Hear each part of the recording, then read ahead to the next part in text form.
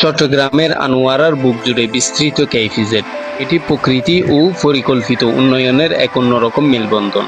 কর্ণফুলীর বাতাসে দুলতে থাকা সবুজ গাছপালা, পাহাড়ের ঢেউ খেলানো রেখা আর বিস্তীর্ণ খোলা আকাশ, সব মিলিয়ে জায়গাটি যেন এক সবুজ শান্ত শহর। এখানে ঢুকলে চোখে পড়ে সারি সারি গাছ, পরিচ্ছন্ন রাস্তা আর যত্নে রক্ষিত সবুজ প্রান্তর। শিল্পের কোলাহলের মাঝেও আছে পাখির ডাক, সকালের শিশির আর বিকালের সোনারি রূপ। প্রায় অর্ধেক এলাকা জুড়ে সংরক্ষিত সবুজায়ন, যা অন্য যে কোনো শিল্প অঞ্চল থেকে কেইফিজেডকে সম্পূর্ণ আলাদা করে দেখায়।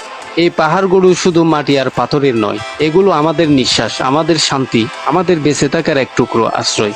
যখন শহরের কোলাহল ক্লান্ত করে দেয়, তখন দিয়াঙ্গের পাহাড় ডাকে। সবুজে ঘেরা এই পাহাড় যেন প্রকৃতির এক জীবন্ত ছবি। ভোরের কুয়াশা, পাখির ডাক আর নির্মল বাতাস, সব মিলিয়ে এখানে সময় থেমে যায় কিছুক্ষণের জন্য।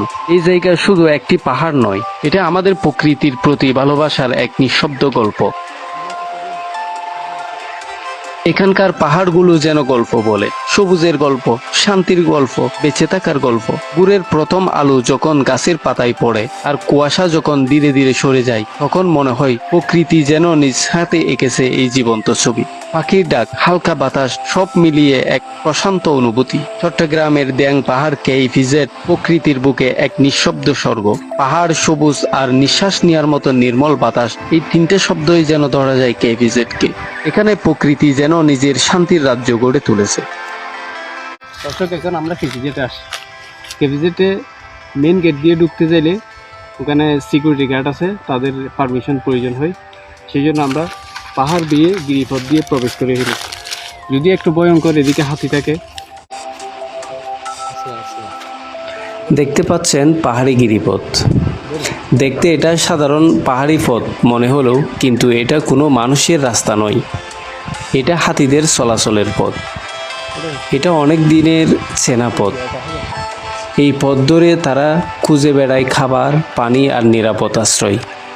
এটা কোনো মানুষের বানানো পথ নয়, এটা প্রাকৃতিকভাবে তৈরি একটি রাস্তা। দর্শক, আমরা হাঁটি হাঁটি পা করে গিরিপথ পার করে চলে আসছি গল্ফের মাঠে। এখানে যে গল্ফের মাঠ, যেটা দেখার জন্য আমরা অনেক সাহস বুকে নিয়ে সাহসিকতার সহিত রওনা দিয়েছিলাম।